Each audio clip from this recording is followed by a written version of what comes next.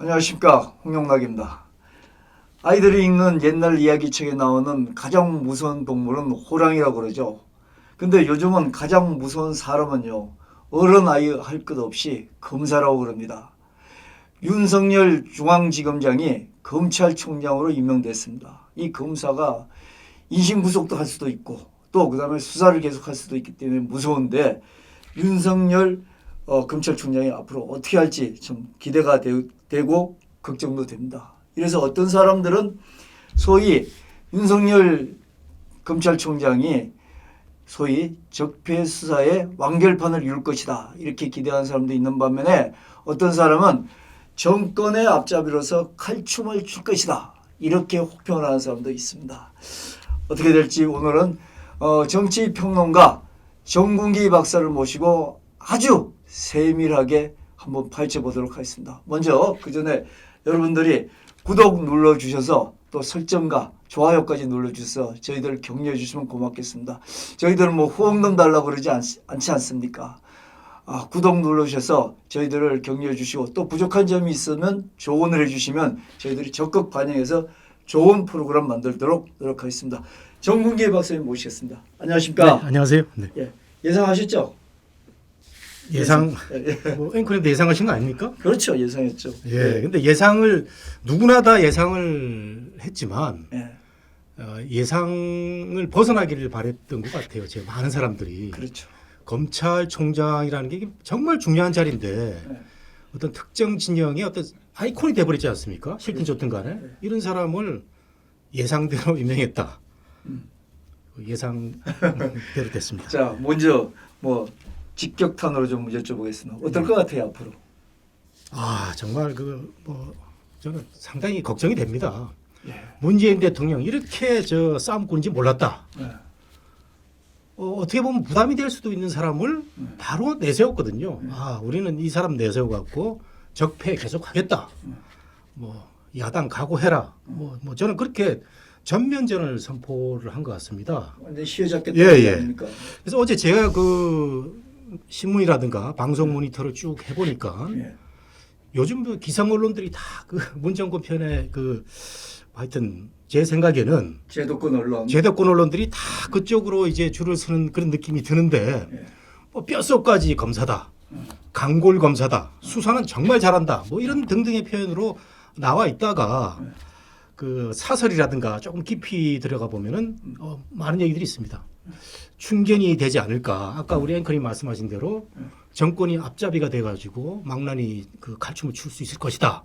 뭐 이런 표현도 많이 있고, 저는 그 후자의 그 여러 가지 앞으로 사태가 염려가 돼서 정말 정권의 충견 이거 그대로 풀면은 정권에 충성스러운 X 이렇게 되는 거 아닙니까?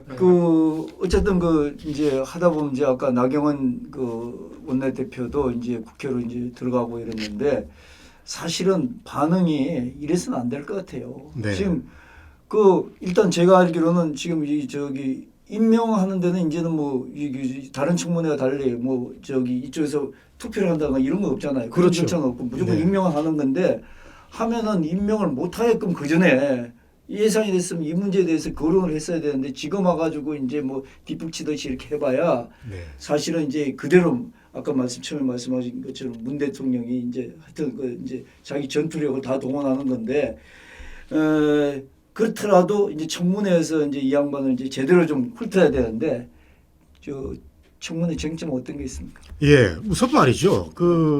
이 한국당은 피눈물을 흘린 지난 2년 아닙니까? 그거 생각하면 어제 바로 그 논평이 세게 나와야 되는데 기대에 못 미쳤는데, 윤석열 검찰총장이 돼서는 안 되는 이유를 제가 좀 말씀을 드리면요. 지난 3년 동안, 2, 3년 동안 문재인 정부가 들어선 이후에 적폐라는 이름으로 온 나라를 반쪽을 내가지고요. 전 정권의 모든 것을 부정하는 것을 업무를 해왔고, 그것을 검찰을 앞세워가지고 수많은 사람을 감옥을 보낸 그런 적폐의 선봉에 쓴 사람이 이 사람이거든요. 그래서 대통령들도 보냈잖아요. 그러니까요.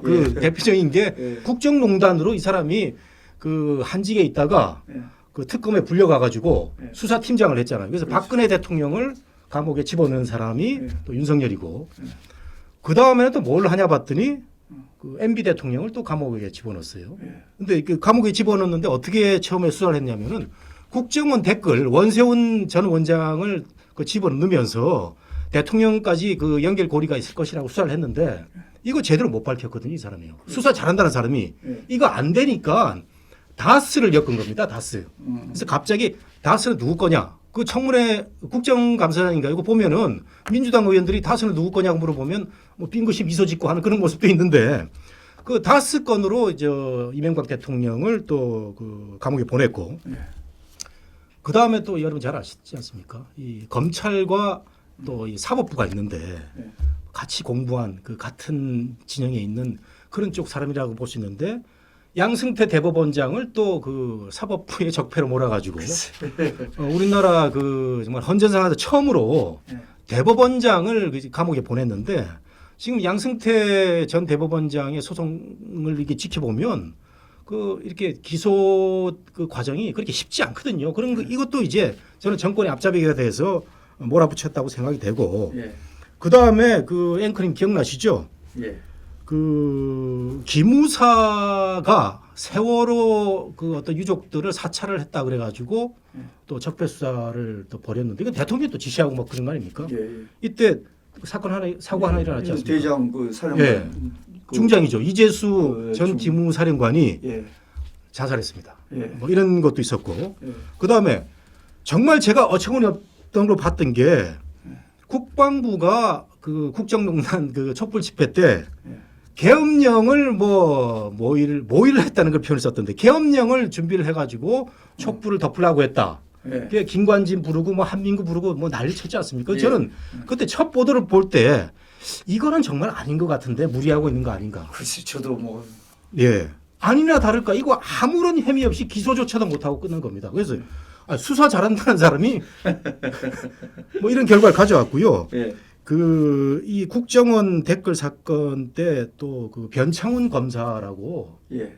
동기입니다. 예. 윤석열 그 검찰총장 동기인데 이 사람 자살했습니다. 또 예. 자살했는데 빈소도 안 갔다고 하는데 저는 뭐 안 간 이유는 알겠습니다. 그 동기가 죽었는데 가서 뭐 유족들한테 멱살 잡힐 상황도 벌어질 것 같고 여러 가지로 안 간 것 같은데 어쨌든 그 이 적폐 수사 한다고 문재인 정권의 앞잡이가 돼가서 이렇게 그 설쳤는데 죽은 사람마다 몇 명입니까? 죽은 사람은 이재수, 변창훈 또 그 정 변호사라는 사람도 있죠. 뭐 조진래 그 또 전 경남부지사도 있고 또 뭐 같은 진영이라고 저는 보는데 이중대 정의당의 노회찬 의원 같은 경우도 그 수사 들어가가지고 또 뭐 밝혀지니까 자살했는데 수사를 잘한다고 뭐 언론에서 얘기를 하는데 저는 사람이 죽게 하는 수사는 잘하는 수사는 아니라고 보거든요. 그러니까 지금 뭐 앞으로 이제 청문회 쟁점이라든지 윤석열 그 검찰총장이 해야 될 게 검경 수사권이라든지 공수처 문제 이런 거는 뭐 불보듯이 어떻게 할 건지는 우리가 다 그냥 뻔한 얘기 같아요. 보니까. 예.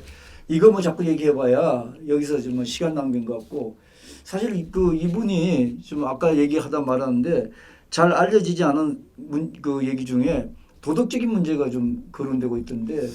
예, 그럼 국회에서 나왔었죠? 예, 예. 그 장재현 의원이 얘기를 했는데, 예.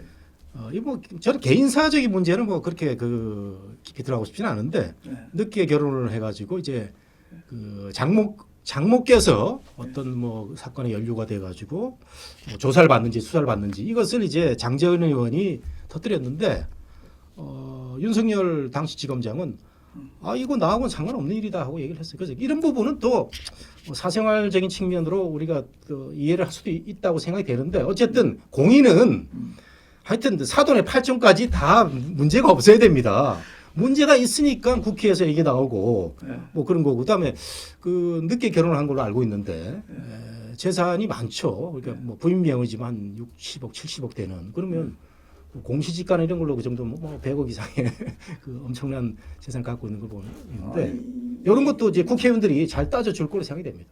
예, 뭐 좀 그렇습니다. 뭐 늦게 재산 뭐 많다고 검사 못하는 건 아니지만 사실은 이제 그 부인하고 이렇게 할 때 그 돈 재산 형성 과정 이런 부분이 아무래도 늦게 결혼했다지만 돈이 뭐 부인이 남편 덕으로 돈을 많이 벌었을 수도 있고 이런 부분 같은 거는 분명히 좀 문제가 될 수 있잖아요.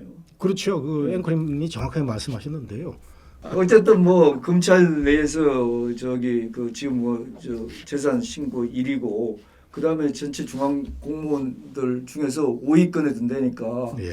사실은 이런 부분도 조금은 이 형성 부분에 대해서는 조금 생각해 볼 그런 문제인데 우선 두 가지만 난 좀 얘기를 해봅시다. 이게 저기 앞으로 그 윤석열 검찰총장이 앞으로 어떤 식으로 우리나라에 대해서 뭐 아까 얘기한 것처럼 뭐 검경수사권 이런 건 얘기하지 말고 네.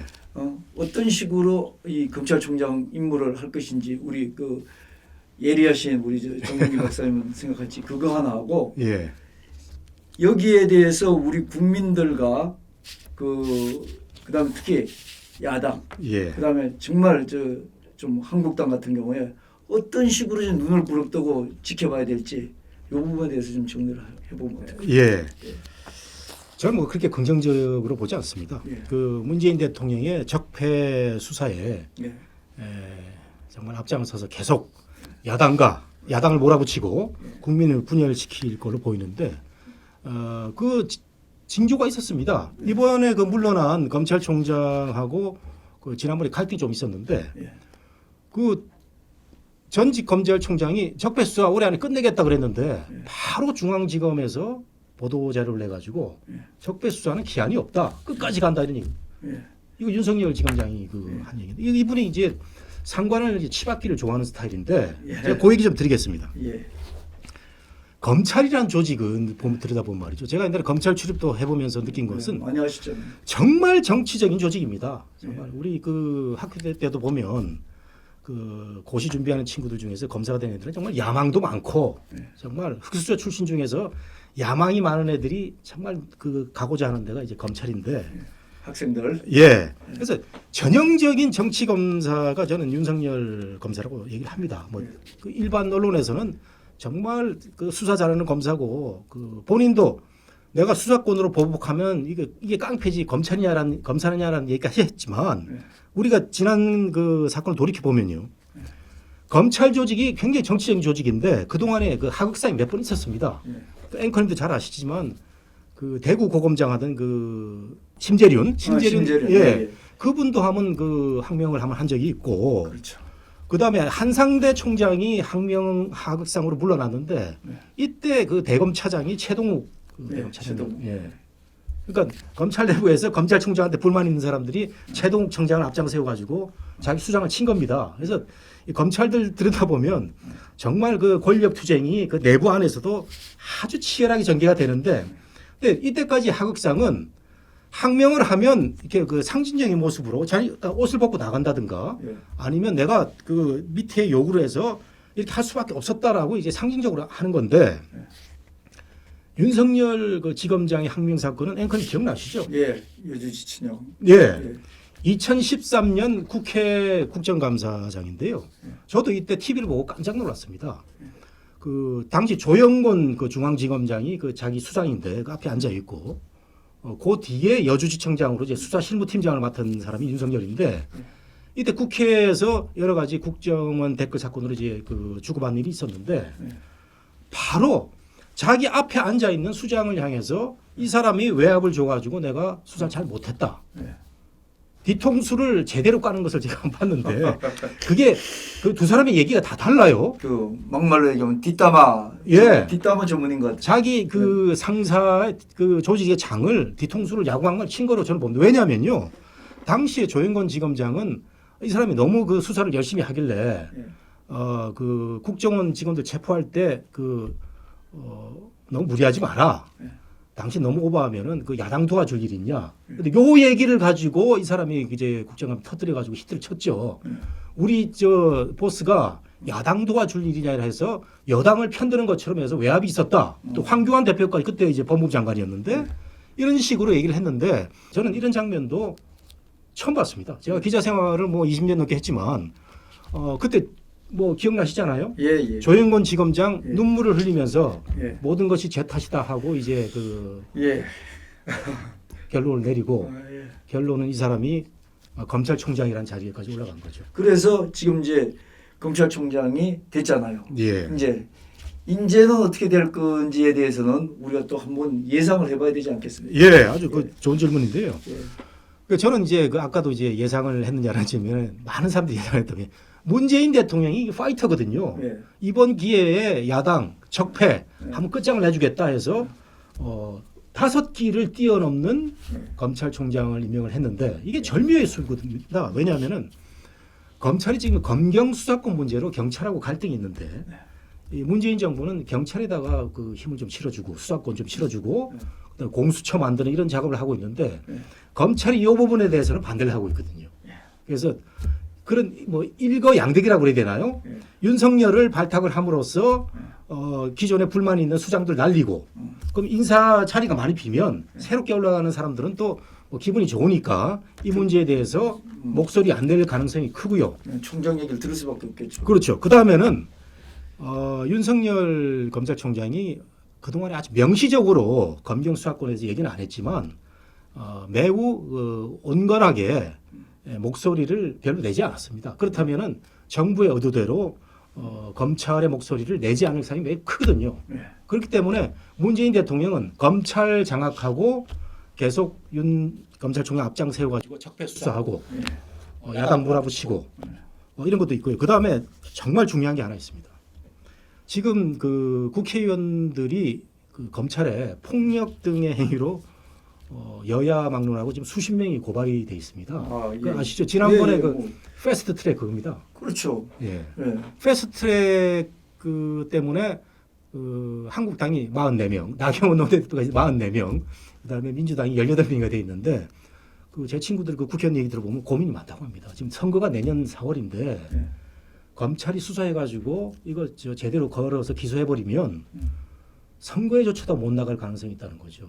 예. 굉장히 불안해하고 있는 사실입니다. 코가 깨인 상태입니다. 그럴 수밖에 없죠. 그래서 지금 윤석열 검찰총장의 임명은 일거양득이 아니라 내년 총선을 겨냥한 일거삼득의 그런 그 이번 임명이 아니었나 생각이 됩니다.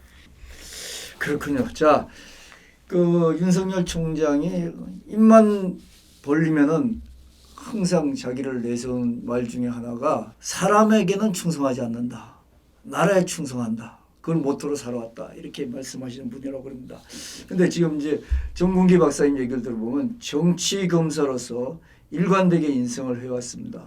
그렇지만 본인이 그렇게 목매도 원하던 검찰의 수장인 검찰총장이 되셨습니다.